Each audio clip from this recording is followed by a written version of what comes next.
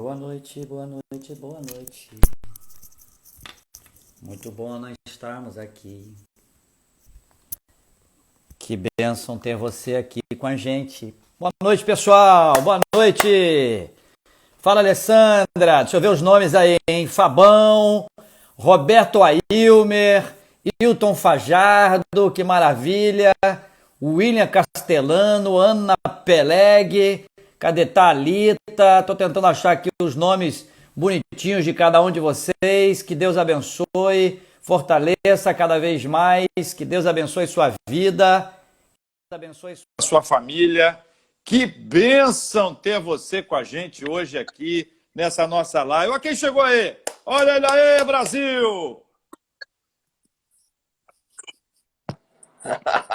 Tô brigando aqui, JR, brigando aqui. Ah, tá tudo certo, já tô te vendo claramente aí. Liga, como é que fala, como é que entra, meu Deus do céu. E aí, tá tudo bem? Saudade de apertar você naquele abraço, amigo. Rapaz, nem se fala, cara, não me fala um negócio desse. Que agora então é que não pode mesmo, né? É interessante, porque abraço não era uma coisa assim tão valorizada, né? E hoje, como é que a gente sente falta de abraçar as pessoas? A gente fala assim, um abraço apertado, a gente fala assim, precisando disso. Esse continente que o outro dá num abraço. Então, assim, eu acho que vai ter uma epidemia de abraços quando esse Vai ter, cara. Eu tenho uma expressão para isso, é que você abraça forte a pessoa que, na verdade, está dentro de você. É por isso que a gente dá aquele abraço forte, é como se estivesse trazendo a pessoa para dentro, mas não é para trazer para dentro como se ela não estivesse dentro, porque a gente não abraça forte quem não está dentro. A gente só abraça forte quem já está dentro. Não é legal isso, cara? Bonito, bonito. Meu amigo, eu quero dar boa noite a você, boa noite a todo mundo que está chegando aqui, está nos acompanhando. Privilégio grande receber todo mundo aqui nessa live da Igreja das Américas. E hoje a gente está junto aqui, daqui a pouquinho eu vou apresentar esse convidado maravilhoso que já está aqui. Eu quero dizer que amanhã a gente vai estar junto mais uma vez, amanhã mais cedo, amanhã às 6 da tarde ou às 18 horas, vão estar recebendo o reverendo, professor, doutor Felipe Fontes, que tem um trabalho muito legal na área de teologia, tem também na área de teologia filosófica, tem um trabalho muito importante para a educação cristã.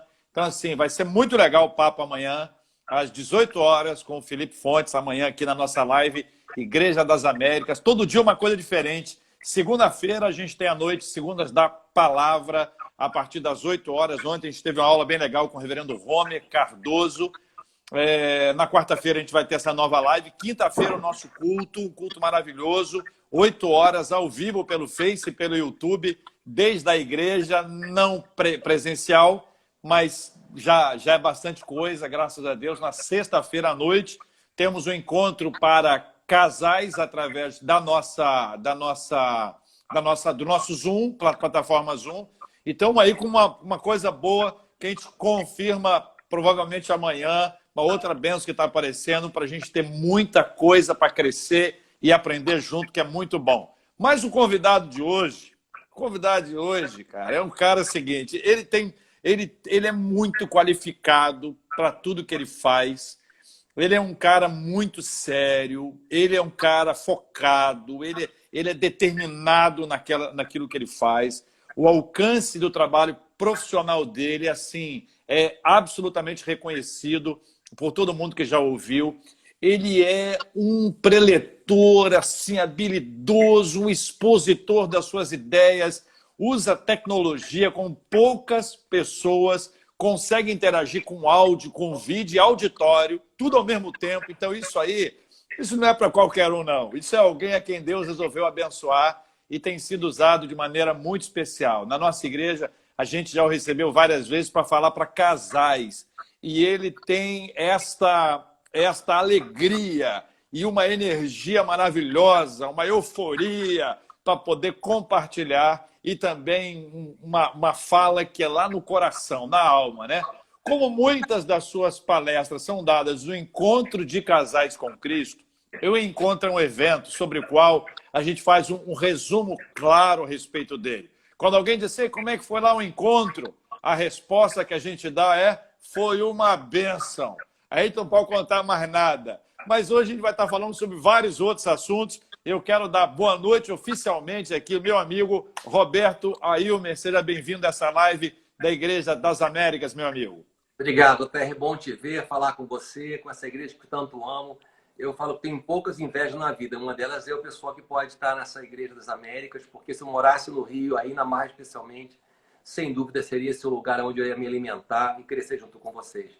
Cada vez que eu estou com vocês, eu aprendo muito, eu sou muito abençoado por vocês, porque vocês são generosos. Vocês têm uma visão que transcende a religião, transcende o trabalho. É uma forma de viver que eu admiro muito e abençoa muita gente. O convite de você é inegável e um prazer. Só fiquei preocupado com esse monte de elogio que você fez antes, achando que era outra pessoa hoje na live. Muita qualificação para me ser outra pessoa hoje, eu entrei no dia errado. Então, Ah, meu Deus do céu. Amigo, me fala aqui. Vamos começar falando sobre família, que é um tema sobre o qual você discute muito e fala muito, mas antes da gente falar sobre família hoje, nesse tempo, nessas dificuldades, até o que você tem ouvido de mais queixas que vieram a partir da quarentena, né? Elas apareceram, de alguma forma elas já estavam ali. Eu queria que você explicasse isso. Fala um pouquinho da sua infância, fala um pouquinho da sua formação, dessa história, dessa formação familiar, o impacto dos seus pais na sua vida, a bênção da sua casa. Conta um pouco. a minha história é muito atípica, né? Meus pais não eram casados, eu vim para trazer uma turbulência gigantesca na família e depois de um tempo que eu fui ter outros irmãos, então aquela coisa bastante confusa, mas muito cercada de amor na minha família. Meu pai e minha mãe, embora tivesse todo um ataque social a eles, porque não tinham um casamento formal, eles tinham uma união que nossa casa sentia assim. A gente em casa tinha uma vida muito simples, muito apertada, não tinha uma renda legal na nossa vida, mas a gente, como filho, não se sentia nesse ambiente desamparado. Pelo contrário, a minha mãe sabia ter toda uma alegria, uma simpatia, que dava para a gente uma sensação de segurança.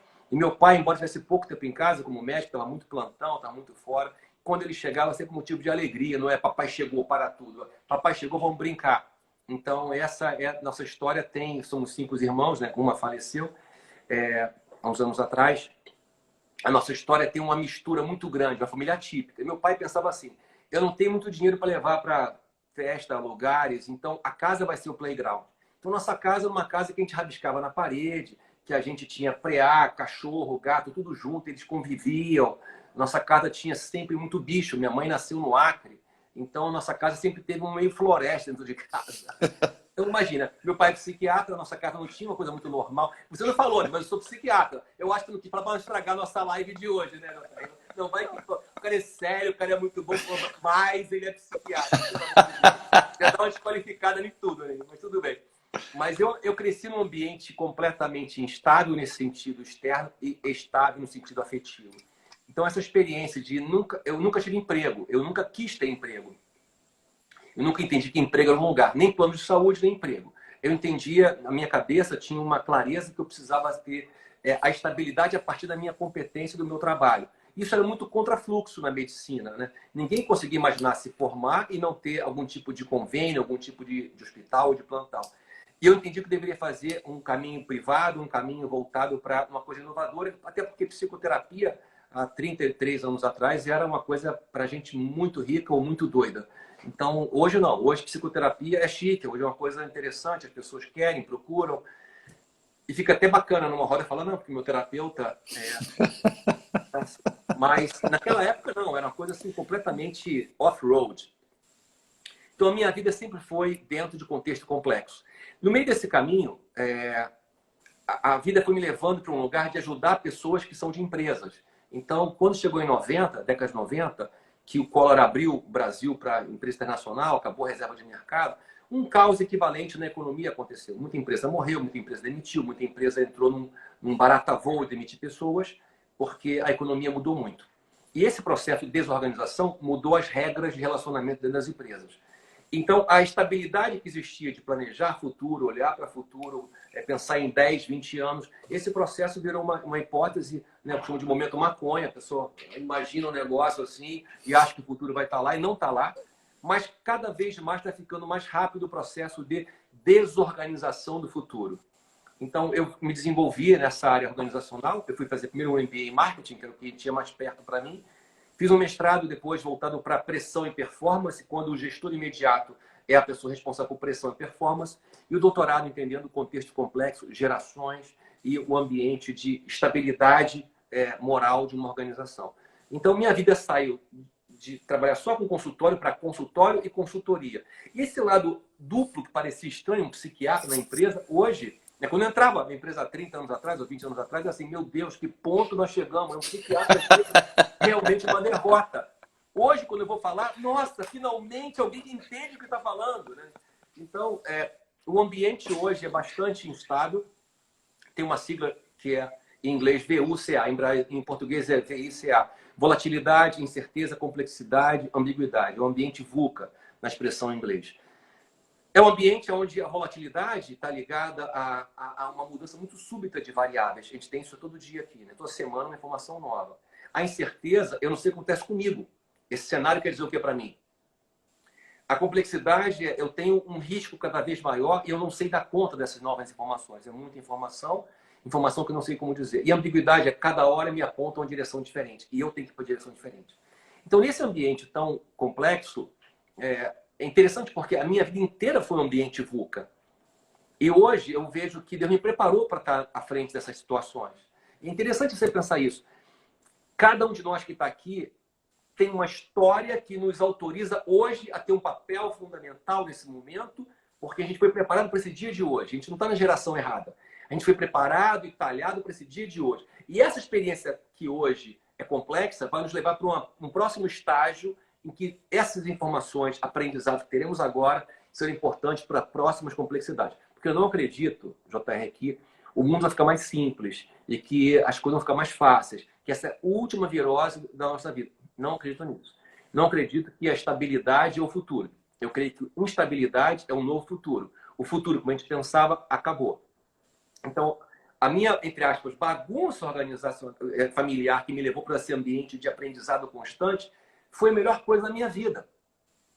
Foi a melhor coisa que podia acontecer comigo. Porque se eu tivesse hoje uma vida baseada numa competência única e não múltipla, talvez eu estivesse muito angustiado. Então, eu entendo que cada um de nós chegou até aqui com uma história. Essa história faz sentido no meio da crise. Para essa crise, nós fomos preparados. Então, a primeira coisa que eu falo para você que está assistindo a gente é: para essa crise, você foi preparado ou preparada. Então, não tenha medo da crise. Cuidado com as suas decisões precipitadas. Mas a crise, para a gente, não é um problema. É uma chance de trazer à tona competências novas. Eu queria que você mais adiante falasse um pouco sobre trabalho e dentro dessa abordagem que você já fez agora, até para a gente se localizar nesse mundo de instabilidade, também um pouquinho sobre futuro, né? Que você tem uma perspectiva muito legal sobre o amanhã, sobre o futuro, o que pode acontecer, o que a gente está vendo, o que você está observando. Mas especificamente pegando essa questão dessa instabilidade, trabalhando a questão da família. A gente está se readaptando a um processo novo, que é um processo que para muita gente foi estranho. Eu estava domingo aqui em casa e, de repente, houve uma música na praça que eu não conseguia ver. E depois que terminou a música na praça, as pessoas começaram a falar umas com as outras pelas suas varandas. E, dentre as muitas frases que eu ouvi um cara gritando assim: eu não aguento mais. Aí o outro respondeu assim: eu não aguento mais minha mulher. E eu fiquei sem... Eu não vi quem são as pessoas. Ele falou isso enquanto caía, não, né? Provavelmente depois. Então, isso trouxe... Cara, isso é o bom humor do carioca, né? Que fala essas coisas assim, ri e tal. Mas tem muito de realidade, de dificuldade, de impossibilidade, de questões internas. Fala um pouco sobre essa nossa nova família num período de instabilidade em que as pessoas são obrigadas a conviver. Interessante, porque há uns anos atrás, quando começou mídia social e antes e-mail, as empresas reclamavam que as pessoas usavam o tempo da empresa para fazer acesso à mídia social ou e-mail, proibiam essa coisa toda. E depois, com o celular da pessoa, ou seja, não é da empresa, é impossível segurar um WhatsApp, um Instagram, um Facebook, e uma nova ética apareceu, ou seja, a família invadiu o trabalho. Aí depois apareceram as câmeras nas creches, nas escolas, onde os pais podiam acompanhar o filho online, aquela coisa toda. A família invadiu o trabalho. Agora foi o contrário, o trabalho invadiu a família. Uhum. E isso trouxe um choque. Qual o choque? Os pais não conheciam os filhos que tinham. Os pais estavam terceirizando a educação dos seus filhos para babás e avós e outras coisas mais. E, ao ficar em casa e ter que lidar com limite, horário, colaboração, participação, eles viram que não tinham plantado isso que eles queriam colher agora. Eles não plantaram isso. Plantaram escola, inglês, formação, intercâmbio, iPad, iPod, aí tudo. Menos a solidariedade, a colaboração. Isso não apareceu. E aí começa a se irritar e a brigar com filhos que não respeitam o horário, que não respeitam o tempo, que não respeitam o trabalho. Mas quem que ensinou isso para eles? Uma babá? Então, os pais helicópteros que chegam de noite, pousa, faz um cafunézinho, dá uma brincadinha, no dia seguinte vai trabalhar. Mas quem que educa durante o dia? A escola vai fazer isso? Então, a gente está vivendo hoje uma chance para a família fazer um boot do sistema.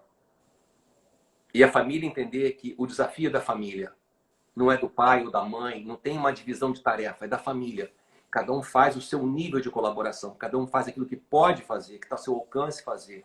Desde uma criança de 2 anos, uma criança de 7 anos, a um pré-adolescente de 12, a um adolescente de 17, 18, 20. Cada um participando daquilo que pode fazer. A minha filha, Mariana, ela bolou uma coisa aqui em casa bem interessante. Ela falou assim, vamos fazer uma divisão de tarefas. Eu pergunto, o que você gosta de fazer? Eu falei, interessante isso, me perguntar o que eu gosto de fazer. Eu gosto de cozinhar, mas a minha agenda não permite isso. Então, o que eu faço? Deixa a louça comigo. A louça é minha. Mariana, Rodrigo e Ana se revezam na cozinha. 2 dias a gente pede comida fora. Domingo, eu faço comida. Eu gosto de cozinhar. Eu tenho mais tempo, eu faço sábado, domingo, com o maior prazer. E eu gosto que elogiem, que batam palma. Mesmo no texto tão bom, nossa, eu tão assim, nossa, aplausos espontâneos e vamos lá, né? Então, e aí meu filho falava, eu não me importo de lavar banheiro, eu não me importo de ver canil, lavar o cachorro, banho o cachorro, ir no mercado. Então, cada um está fazendo aquilo que pode, mas o que a casa também precisa. Então, tem um ajuste aí de solidariedade, não é de tarefa. Uhum. A questão não é o filho ajudar, não é ajudar. Gente, ajudar quando é um favor para alguém. É para minha casa. Isso não é ajudar. Isso é participar da família. Se a família tem uma crise hoje, e essa crise é não temos empregado em questão de risco para ele e para a gente, eu continuo pagando meus empregados que não vêm trabalhar, porque a gente entendeu que tinha que fazer assim, continuo pagando o salário dele. Para mim, é uma reserva. Para ele, é comida na mesa. Então, é melhor comer minha reserva do que tirar comida na mesa dele. No momento mínimo que eu posso fazer isso. Então, mas a gente tomou a posição dos empregados da casa. Minha casa é muito grande, eu tenho um home office aqui, eu tenho uma operação grande aqui nessa casa. Né? Mas como é que a gente faz uma casa grande funcionar? Quando todo mundo entende que a casa é nossa, não é de alguém, não é tarefa de alguém. Uhum. Só que esse processo de trazer para o jogo não é de um dia para o outro. Então, se os pais estão reclamando dos filhos, peraí, volta um pouquinho atrás. Você preparou eles para esse dia? Eles estão, de alguma forma, entendendo que isso é um problema deles? Se não estão, você como educador, você como pai, como mãe, tem que fazer isso acontecer. É um processo de educação, não de cobrança, não de obrigação, não de disciplinar. Eu não dei antes, como é que eu vou cobrar isso agora? Então, eu acredito que esse momento é um momento de freio de arrumação na família. O trabalho em casa, ele tende a ser uma realidade e vai ter muitas vantagens nisso, né? Eu falava com uma pessoa que trabalha com contabilidade, que ela quebrou o pé e pediu para a empresa fazer home office. Trabalha só no computador, só, contabilidade sozinho. Não deixaram, porque acharam que ela ia ser desonesta e ia usar o tempo para outra coisa, naquela época. Agora, todo mundo... Aí, continuou, veio o Covid, não trabalho presencial. Aí uma pessoa pegou, ficou positiva, aí o chefe apavorou. Não, todo mundo em casa. Peraí. Só quando precisa, aqui, né? Bom, o que aconteceu? A produtividade dela e da empresa aumentou. Mesmo com essa zona de filho interrompendo, horário quebrado, a produtividade aumentou. Tem menos Uhum. interrupção, tem menos gente chata enchendo o saco, tem menos reunião pra caramba, que tem reunião pra caramba. A pessoa consegue produzir mais o seu trabalho e mais concentrado. Quando tem uma reunião agora em vídeo, por exemplo, o que mudou? As pessoas se concentram na reunião, elas olham na reunião. O que está sendo difícil mesmo não é o trabalho remoto, é a casa invadida pelo trabalho. Então, acredito que hoje, para as famílias, é importante sentar um pouco antes da crise, antes de enlouquecer. Né? Aí, uma executiva falou assim: eu mandei botar aquela tela na minha janela. Eu falei: para seu filho não cair, não, para não jogar. Que louca! Que louca! Então, eu perguntei inocente, né? Mas assim, a gente está no momento de reaprender um montão de coisa. Aham. E acho que também nossos filhos precisam dessa oportunidade, de aprender um montão de coisa. Aham. Por isso, a palavra-chave é humildade. Eu não tenho toda a resposta, eu não tenho o controle, eu não tenho poder. Preciso de colaboração e a conquista disso vem via misericórdia, compaixão, um diálogo, pedido, expressar minha vulnerabilidade, a minha necessidade e deixar que a casa funcione numa outra oitava. Aham. Quando você escuta as pessoas e você é um cara que não apenas escuta, mas lê as pessoas, Deus te deu uma habilidade de leitura que é muito, muito expressiva, é muito importante. Quais são as maiores queixas que você tem observado? Além desse aspecto que envolve a formação, preparação para esse tempo, que você traz essa palavra que é chave, que é a humildade. Esse tempo é um tempo em que as pessoas estão se revelando, esse é um tempo de reaprender, de dar um sino, de curar relacionamentos que foram, por algum motivo, assuntos que não foram enfrentados, tratados, agora não tem mais como bater a porta e ir embora, você precisa enfrentar, e sobretudo na questão marido e mulher. Eu vejo um pêndulo acontecendo, um movimento pendular acontecendo. No primeiro momento, bom estar em casa, que legal. No segundo momento, não aguento mais ficar em casa. E aí o conflito aumenta, aí fica de mal, aí não tem jeito. Aí terceiro momento, vamos reconciliar um novo acordo. Aí briga de novo, aí não tem jeito, tem que encontrar uma solução. Tem um pêndulo acontecendo de um lado para outro que nos permite pensar assim, que eu posso fazer diferente e não esperar diferente do outro. Isso é muito difícil, tá, JR? Porque tem na nossa cabeça um contador mentiroso que fala que a gente está certo e os outros estão errados. Depois que a gente perde a relação, fala que a gente está errado ou estava certo. Depois que perdeu. Então, esse mentiroso em nossa cabeça, que nos engana, que nos dá a sensação de ter o direito de cobrar do outro, direito de colocar nossas ideias, nossas imposições, ele tem que ser demitido para entender que hoje um novo patamar de colaboração precisa acontecer. E essa colaboração não tem a ver com gostar ou não gostar, amar ou não amar. Eu não sei se dá para, nesse momento de ameaça à sobrevivência, sentir um grande amor, uma grande paixão. Eu não sei se isso cabe hoje na agenda emocional. Sabe, eu estou aqui começando com você. Se entrar um Rottweiler aqui na minha sala rosnando, eu não vou olhar para você. Uhum. Eu gosto de você, você é importante para mim, mas tem um Rottweiler na minha sala. Eu vou olhar para o Rottweiler, porque minha sobrevivência imediata está nisso aqui. Então, está todo mundo muito na insegurança imediata, porque o futuro acabou. Não tem futuro. Sabe o Itaú, que tinha assim um dedinho, uma exclamação? Agora é assim, interrogação. Não tem mais exclamação, só tem interrogação. Porque eu não tenho garantia nenhuma do futuro. Mas uma garantia eu tenho. Deus está no futuro. E eu preciso chegar nesse futuro com a minha família, não sozinho. E chegar lá significa vencer um dia de cada vez, vencer o mal de cada dia. E esse mal, sinceramente, principal, está dentro de mim. Todo dia tem a oportunidade de fazer uma coisa muito dura ou mais nobre. E a minha escolha vai determinar a qualidade dos meus dias. Daqui a pouco, né? X tempo, X dias, vai acabar isolamento social, aí vai ter aquele caos, onde é que está a economia? Não tem economia nessa história, foi desmontada, voltamos às cavernas, tempo de troca, permuta, troca ovo por banana, troca serviço para lá e para cá. Aí vai restaurar a economia. Aí daqui a X tempo a gente vai olhar para trás e assim, cara, que tempo interessante aquele, né? Se eu voltasse atrás, eu aproveitaria mais. Eu tive uma chance com meus filhos e eu não usei. Eu tive um tempo com a minha esposa e meu marido e só falei mais do mesmo. E usei as mesmas frases. Se eu voltasse atrás, eu faria diferente. Essa frase vai ser mais dramática se alguém da sua casa morrer. Aí, essa frase vai martelar a vida inteira na tua cabeça. Tive a chance, não fiz. Oportunidade, Deus falou comigo, não ouvi. Então, esse momento, eu acho que ele tem que ser colocado num lugar solene. Porque a gente não está olhando para ele de maneira solene. Então, de maneira econômica, maneira médica, mas não solene. O que não é solene? A soberania de Deus que está sobre esses dias. Estamos num processo de humildade diante do Criador, não do outro. E aguardando o que vem de novo depois disso. Então, me inclua nisso junto com todo mundo, tá? No meio da pressão, no meio do dia a dia, no meio da agenda, no meio da loucura, a gente fica mais intolerante, mais impaciente, mas tem que dar um passo para trás. Por isso é muito importante ter alguma rotina de parar um pouco, fazer uma oração, ter um tempo de meditação, uma mínima rotina, para buscar lucidez. A lucidez foi afetada. A organização do cérebro bioquímica foi afetada. E como é que eu recupero a lucidez? Eu dou um passo para trás e tento entender que há uma soberania nisso tudo.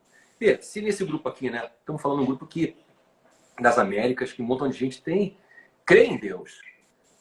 É para ser um pouco mais fácil para quem crê em Deus. É para ser, não quer dizer que vai ser. Depende se a sua fé está ativa ou a sua fé é religiosa. Se é religiosa, vai ser a prova dos 9 agora. Porque o futuro é isso. Eu tenho, de um lado, um cenário muito ruim, que é o medo, que é possível. Essa fantasia de medo aqui não é nenhuma invenção. Os piores cenários são possíveis. E do outro lado, no mesmo futuro, eu tenho fé. É cara e coroa da minha moeda. Medo e fé. De um lado, eu faço as análises. Do outro lado, eu confio na análise de Deus. Que está entendendo que esse futuro é importante para mim e todas as coisas concorrem para o bem daqueles que amam a Deus e são chamados segundo o seu propósito. Ou seja, há um propósito, eu estou chamado nele, eu não sei o futuro, mas eu sei que meu Deus sabe e ele vai me conduzir para um lugar melhor.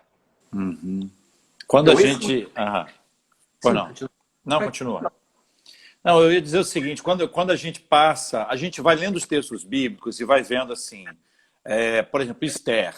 Bom, pensando na Rainha Esther, você tem uma fala muito legal a respeito dela, que eu acho sensacional. E a Bíblia conta, né, a frase, por um momento como esse, foi por uma hora como essa que Deus te colocou.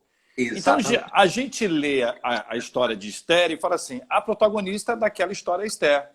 Só que durante aquele período, muitas outras histórias estavam acontecendo. Ela foi protagonista numa perspectiva macro que envolve o povo como um todo. A gente pode ter protagonismo dentro da nossa casa, pode ter nos relacionamentos, na empresa, a maneira como a gente lida com os funcionários, a maneira como a gente lida com os vizinhos, com os amigos, o que a gente está compartilhando. Quer dizer, quando você falou, por exemplo, que você foi preparado para isso, a desorganização da sua casa, na verdade, era uma organização que estava te preparando para um tempo de instabilidade. Quando você passa a viver de consulta, de consultório e consultoria, que são duas coisas que... Então você vê que, se eu olhando para trás, você fala assim, cara, Deus me colocou nesse lugar aqui hoje. Numa agenda de Deus, as coisas foram bem ajustadas. Alguém pode estar assistindo a gente e falar assim, mas eu não. Eu não estou preparado para isso, eu não estava. E aí esse olhar seu de nos colocar nesse lugar para a gente entender. Peraí, cara, tem uma agenda de Deus. Deus tem um propósito, você não está solto nisso aí. Né? Deus te colocou, e tem mais gente junto. Mais gente junto para a gente avançar. Então, esse tempo que você chama de instável e que na sua previsão, não haverá mais estabilidade, deixa as pessoas assim, peraí, como é que vai ser esse futuro? E aí a gente amplia a família, amplia para trabalho, amplia para tudo, como você já tem feito, e você dá uma dica que eu acho maravilhosa, dá um passo atrás. Dá um passo atrás. Explica um pouco mais esse um passo atrás para a gente entender o projeto de Deus, a agenda de Deus, e aí com isso a gente ganha um pouco mais de equilíbrio. Não estabilidade no sentido anterior, mas uma nova estabilidade em razão desse equilíbrio emocional que também é espiritual ou espiritual que também é emocional. O Billy Graham falava assim, não se preocupe, eu li a Bíblia e no final tudo dá certo. Deus ganha.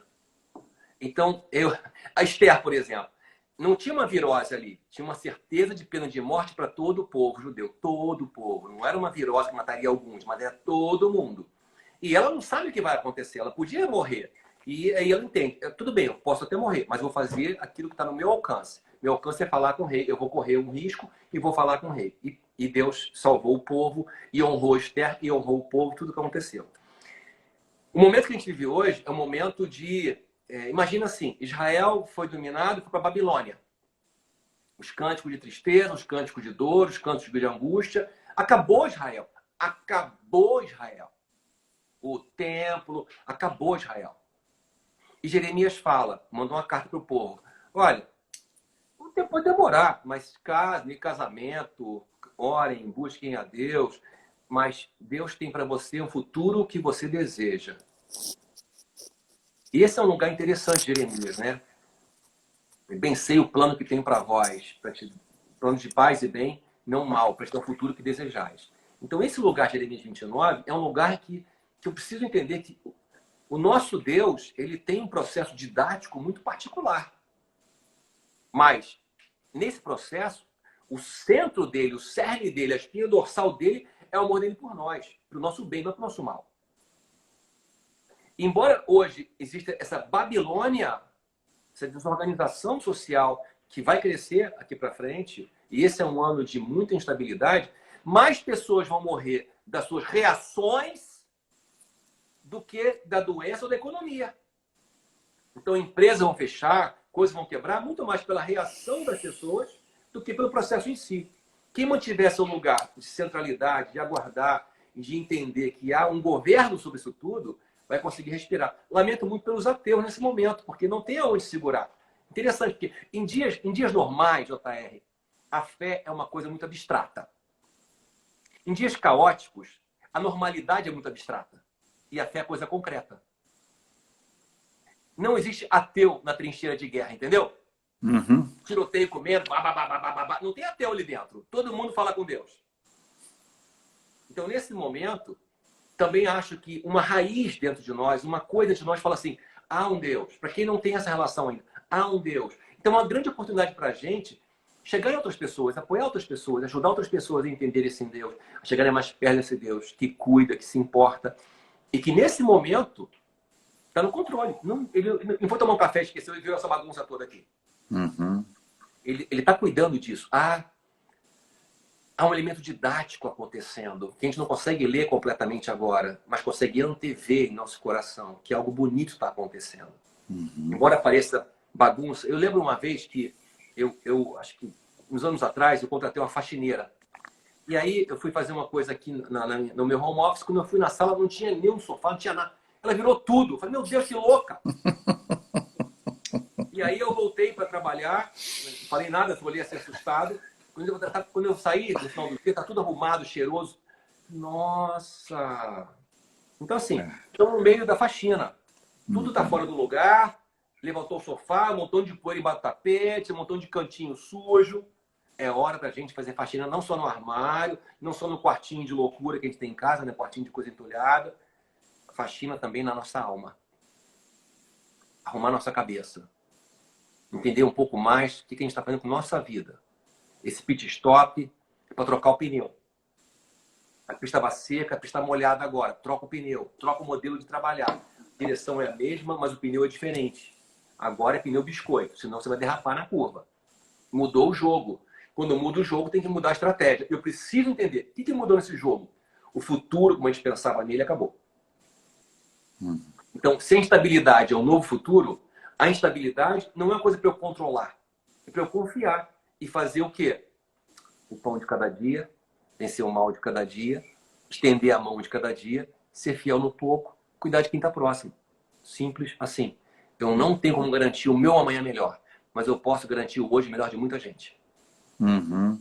Essa ideia do Pai Nosso que você traz, que traz o pão nosso de cada dia, e essa percepção lá de Jesus na mensagem do Sermão do Monte, quando fala sobre ansiedade, basta cada dia o seu próprio mal, o amanhã trará os seus próprios cuidados, ou seja, Deus está cuidando.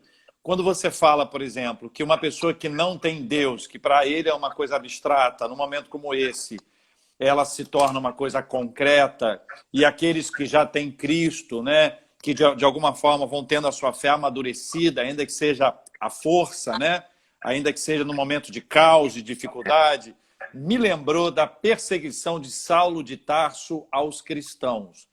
Quando Jesus fala com ele naquela estrada, e Jesus fala, Saulo, Saulo, por que me persegues?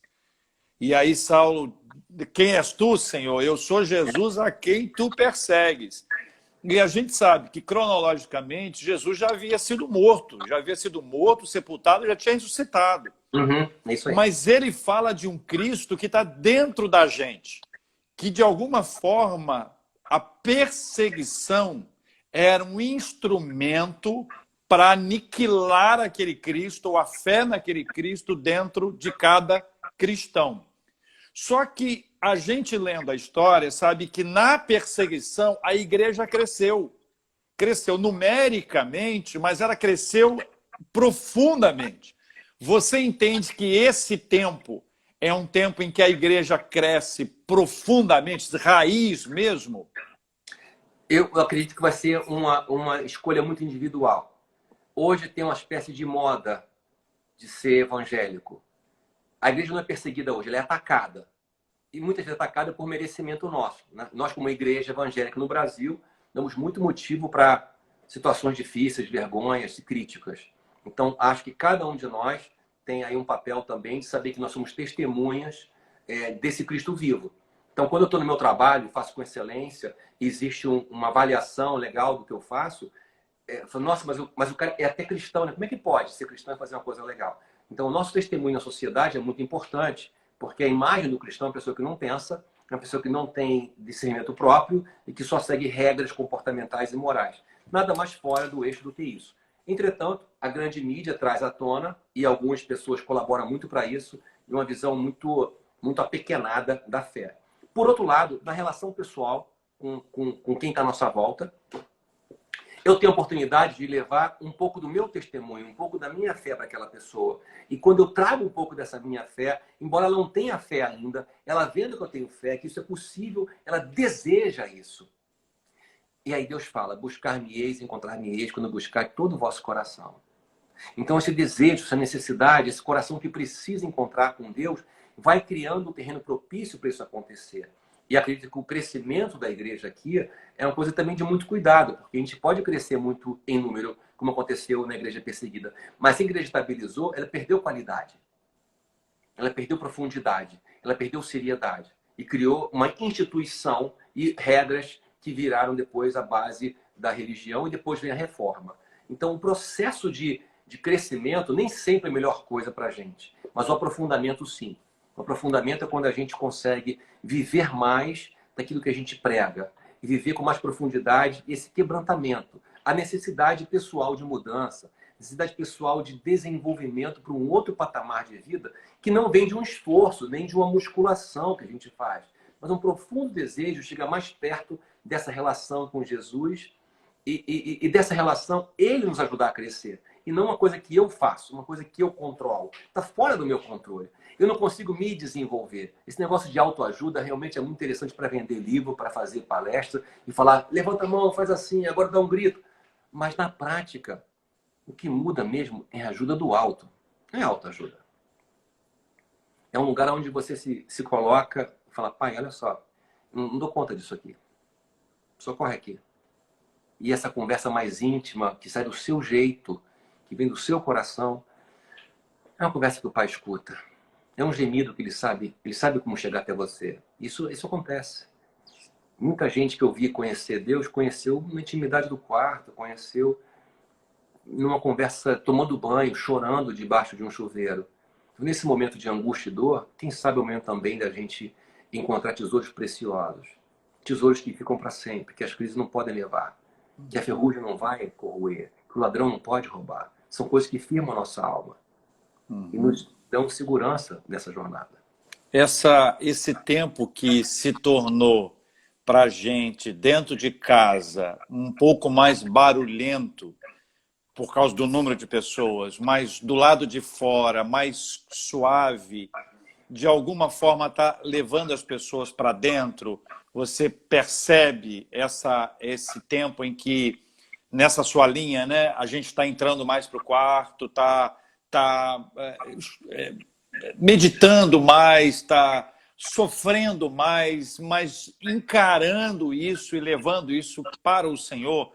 Quando Cristo traz essa ideia de entra no teu quarto, ele faz um paralelo ali, faz uma análise com a figura do religioso que era apoteótico, que queria dar um show, queria mostrar para as pessoas o quanto ele era bom espiritualmente. Ele diz, olha, vocês entrem no seu quarto. E aí tem um segredo aí que o teu pai que te vê em secreto te recompensará. Eu entendo, amigo, que é o seguinte, que a recompensa é o pai que te vê em secreto. A recompensa, você pode ter consequências. Você pode ter paz, você pode ter alegria, mas a recompensa, não dá para entrar no quarto esperando receber uma recompensa, entendeu? Para dizer assim, ai, Senhor, eu estou entrando para ganhar. É uma coisa tão preciosa. Você fala assim, cara, Deus está me ouvindo. E quando você assume isso, você entra com mais coragem para poder contar para ele. Aí tem choro, aí tem, né, tem desabafo. Bonito isso, né? A recompensa é o pai, não é qualquer outra coisa. Porque se a gente for olhar, nossas ansiedades estão muito no curtíssimo prazo. Se falasse que semana que vem acaba o isolamento social, se falasse que existia um pacote agora milionário para todo mundo, o que falassem aí em matéria de medo do futuro, a gente ia ficar mais aliviado. Mas isso não ia mudar muita coisa. O que muda muita coisa é quando a gente passa pelas crises, né, como a gente passa agora coletivamente, mas cada um de nós já passou por uma série de crises pessoalmente, individualmente. Perdas, traições, quebra, desemprego, risco financeiro, saúde. Ano passado, eu estava chegando em casa, Otário, e eu fui abordado por 2 assaltantes. E deram um tiro no meu carro. 2 tiros no meu rosto. O que é interessante é que 6 meses antes, no meu coração, estava orando e eu senti uma ideia assim, compra um carro blindado. Falei, nossa, eu tô ficando muito burguês mesmo, né? Já gosto de um carro bacana, mas carro blindado é coisa muito burguesa, né? Nunca precisei disso, não creio nisso, Deus me protege. Aí depois um paciente chegou no consultório e falou assim, sabe o que? Eu comprei um carro blindado. Eu falei, não, que besteira, não precisa disso. Aí outras pessoas falaram, um carro blindado. Aí eu falei, peraí, talvez eu não esteja ouvindo direito. Eu comprei um carro blindado. Eu falei, nossa, eu tô muito burguês mesmo. Eu comprei um carro bacana, aquela coisa legal. Mas pra que um carro blindado? Nesse dia que o cara do 2 tirou minha janela, que eu vi as balinhas lá, aquelas bolas brancas, na altura do meu rosto, eu entendi que Deus queria me salvar dessa vez com um carro blindado. E com 18 anos de idade, eu tomei 2 tiros a 1 metro de distância, as bolas falharam. Dessa vez a bala não falhou, mas o carro era blindado. Da mesma maneira, ele me salvou com bala falhando, me salvou com carro blindado. E é isso que a gente não entende. A nossa vida é muito frágil. Nós somos muito frágeis. E a gente tem aí, nessas situações, digamos, mais dramáticas, uma clareza de que Deus que guarda a minha vida. Meus dias estão diante dele. Estão contados. Eu não consigo acrescentar um dia na minha vida. Não consigo acrescentar 1 hora na minha vida. Então, por que eu vou ficar preocupado com esse amanhã se hoje eu tenho uma coisa para fazer aqui? Por exemplo, nada mais importante que essa conversa com você agora e compartilhar as coisas do coração. Quando eu dou para você uma coisa como essa, eu também recebo isso. Quando eu falo com você, eu também sou levado a pensar, a meditar, a me questionar, ver aonde que eu estou fora desse que eu estou falando. Sempre que a gente fala uma coisa legal, a gente também se questiona e fala, peraí, mas eu posso melhorar mais nisso aqui, eu posso avançar mais nisso aqui, eu posso baixar um pouco a minha guarda e aprender mais nisso aqui. Então, esse lugar que a gente tem, né? Estar com gente, estar orientando gente, ajudando gente, não nos deixa melhor do que os outros, nem menos dependente dessa palavra que a gente mesmo fala, mas somos todos levados a um lugar de aprender, de desenvolver uma nova leitura, mais humilde, mais simples e mais dependente de Deus. Nesse momento é muito claro, se Deus não socorrer a gente não tem socorro. Mas Deus é socorro presente na angústia. Então esse é o momento de ler os salmos, de olhar para a história, né? Como diz na palavra, quero trazer memória aquilo que me traz esperança. E eu tenho tanta história de fracasso, de risco, de morte, de doença, de tiro, de afogamento. E falo, nossa, realmente, Deus, eu dei trabalho, né? O meu anjo da guarda pediu aposentadoria precoce por insalubridade. Então, assim, muita agenda para ele. Então, Deus me guardou, Deus me socorreu, Deus me protegeu de várias maneiras. Por que seria diferente agora? Então, eu descanso nesse lugar e penso como é que eu posso ser para outra pessoa instrumento de Deus. Não é o que eu preciso, mas o que eu posso dar nesse momento. O que eu preciso vai chegar. Quando chegar, Deus vai fazer isso. Mas o que eu posso dar agora? Eu posso ser instrumento de Deus agora para outra pessoa. Aí tem gente que vai preparando, ao invés de gritar, tocar um instrumento. Você viu o André Bocelli ontem? Cara, eu chorei. Chorei. Foi incrível. Não, foi domingo, né? Não sei. A gente se perde de dia. Eu tô meio confuso de dia. Mas ele cantando lá no Duomo de Milão, e eu estive lá uns anos atrás, fiz um trabalho lá na Itália, foi bacana. E fui lá naquela igreja fascinante, incrível, sempre cheia.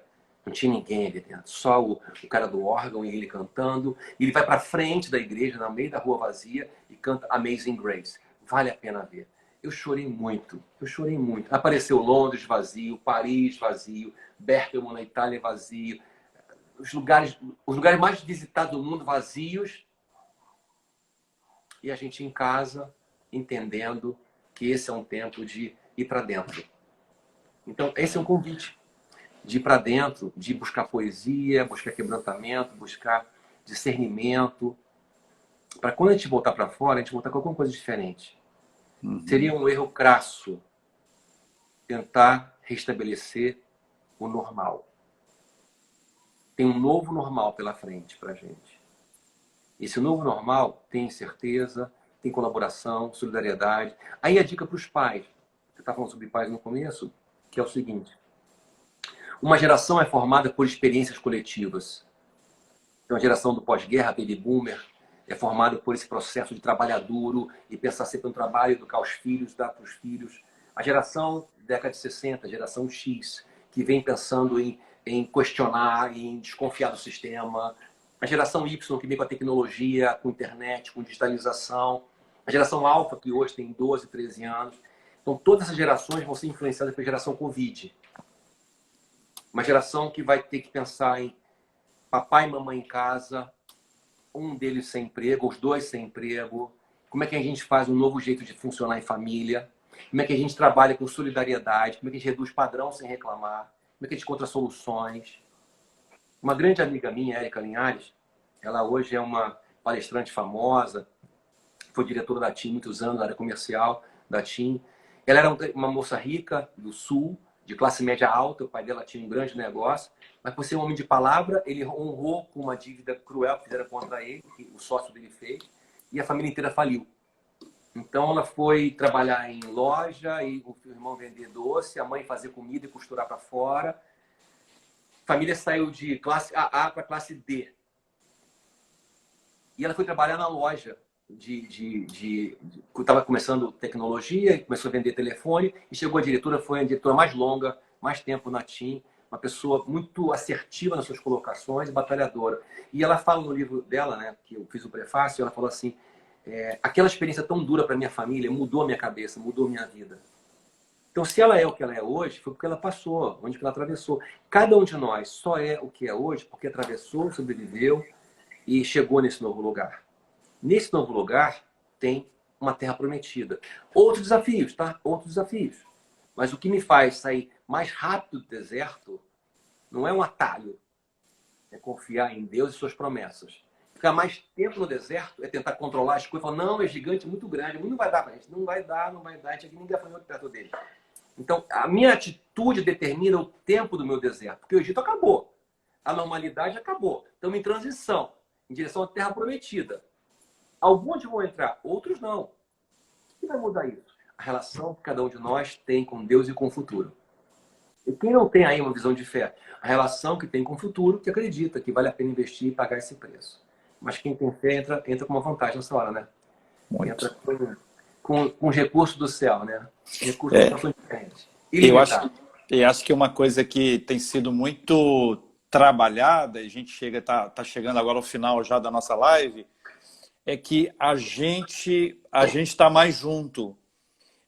A gente lê isso, as pessoas falam da saudade, que é uma palavra muito dita, né? Pais que estão distantes dos filhos, netos e filhos distantes dos pais ou avós, a igreja que quer estar junto, a igreja que sonha com o primeiro culto, como é que vai ser, já pensando na normalidade, né? Sonhando com esse tempo de poder, como a gente começou a falar sobre o abraço. Então, nesse processo difícil de valorização, de reconhecimento, onde a gente percebe a falta que faz alguém, como é bom saber que Deus não está restrito a um espaço e que a gente deve ser cristão em todos os lugares, que o que a gente é na igreja é o reflexo do que a gente é dentro de casa e agora é literalmente dentro de casa.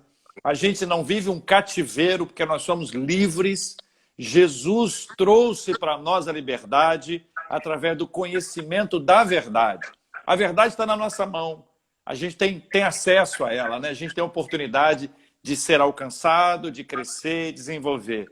Meu amigo, eu quero dizer para você o seguinte, que eu agradeço muito a Deus pela sua vida. Estou muito grato a Deus, porque eu já disse isso na abertura, como eu te admiro, como eu sou grato e vejo aqui, pela palavra dos nossos queridos e amados que estão nos acompanhando, o quanto eles foram também abençoados. Quero falar para todo mundo o seguinte, a nossa live, ela está sendo gravada, ela vai estar disponível no canal do YouTube da igreja. E você vai poder assistir e compartilhar com outras pessoas. Quero agradecer a participação de todo mundo. Eu vejo que os meus pais, papai e mamãe, cada um do seu perfil lado a lado assistindo juntos. Quero agradecer os pastores. Eu vi aqui entrando, eu vi aqui o reverendo Isaías Cavalcante, eu vi aqui o reverendo Eberlen César, vi aqui o reverendo Hernandes Dias Lopes, reverendo Jeremias Pereira da Silva. Então, assim, que eu consegui ver os 4 aqui. Um beijo para eles, porque eles tornaram esse nosso tempo ainda mais nobre com a audiência deles, com a participação. E eu só sei que eles entraram porque eles deixaram uma palavra aqui. E eu quero agradecer em nome de toda a nossa igreja. Amanhã a gente vai estar junto às 18 horas com Felipe Fontes, para a gente estar junto. Mas eu queria, Ailme, dizer, cara, que a gente quer te receber na nossa igreja em breve, mais uma vez. E quem sabe a gente possa combinar mais uma live, que eu tenho certeza que isso vai ter uma receptividade muito grande do nosso povo. Mandar um abraço para todo mundo e quero pedir que você ore com a gente, porque a sua palavra de despedida agora para a gente é muito importante. Após ela, a sua oração. Um beijo na sua família, que nós amamos tanto, cara. Você é precioso demais. Obrigado, Ailme. Obrigado, amigo. Obrigado, querido. Eu quero trazer a imagem de Abraão, amargurado com Deus, que não tinha filhos, andando no deserto, e Deus fala, vem para fora, sai da sua tenda. Então, quando a gente for para fora e olhar para o céu, Deus fala, assim como tem estrelas no céu, será a sua descendência. E desse momento em diante, Abraão não vê mais estrelas, vê rosto de filho, neto, bisneto, e a multidão que ia povoar a terra. Nosso olhar precisa mudar. E quem faz isso é quando a gente ouve Deus falar, vem para fora. Sai do lugar de medo, sai do lugar de amargura, sai do lugar de você achar que tem um controle, porque o controle é meu. A sua noção de possível e de impossível é muito limitada. A minha noção não tem a palavra impossível. Eu quero orar dessa maneira, para a gente colocar a nossa confiança nesse Deus dos impossíveis, que nos chama para ir para fora. Senhor, nesse lugar simples e de um coração que deseja profundamente abençoar meus irmãos e meus amados, me coloco diante do Senhor, sabendo da minha limitação, do meu pecado. Sabendo aquilo que em mim só pode chegar perto de ti pelo sangue amoroso de Jesus, que lembramos tanto nessa Páscoa, dia tão importante para a nossa fé. Eu te peço agora, Deus, em nome de Jesus, fala o coração de cada um, vem para fora, olha para o céu. As promessas estão escritas. Vem para fora, olha o pôr do sol, vem para fora, vê o mar mais limpo, vem para fora, vê o céu mais limpo. Vem para fora, vê o mundo mais arrumado externamente. Vem para fora e vê que eu estou no controle. E eu vou fazer aquilo que prometi que eu ia fazer. Senhor, nos dá esse coração que confia primeiro no Senhor. Onde o presente é o Pai que vem em secreto. E não qualquer coisa que Ele possa trazer. Nosso descanso, nossa confiança, nosso amor. Nossa gratidão ao Senhor. E eu te peço que aqueles que estão hoje vendo angústia, depressão, perturbação mental, sentimento de desespero, que haja um raio de luz invadindo essa escuridão e tocando profundo na alma, libertando essas pessoas de todo medo, toda ansiedade, toda preocupação com o amanhã, sabendo que o Senhor está ali, de braços abertos, garantindo esse amanhã, nesse abraço contigo. Louvado seja o teu nome, porque a tua mão é poderosa e soberana, e nós descansamos nesse lugar. Maranata, vem Jesus. Amém. Obrigado, amigo. Deus abençoe. Bom te ver, bom te ver. Te dei um abraço bem apertado, aquele de quebrar a costela. Bom demais. Então, Tchau, gente. Pastor Isane aí, Gerê, pessoal todo que você falou aí, um abraço gostoso. Saudade de abraçar vocês e tenho aprendido também com vocês nas lives e fico até meio sem graça, ver que tá toda essa galera de peso assistindo aqui, meu Deus do céu. Responsabilidade, eu tive que falar menos besteira. Se soubesse que tem tanta gente séria ouvindo aí, falava menos besteira. Mas psiquiatra pode falar besteira, é pastor que não pode. Psiquiatra não pode falar besteira. Maravilhoso, amigo. Deus te abençoe muito, tá? Fica com Até Deus. breve. Gente, aquele abraço, gente. E é breve. Tamo junto.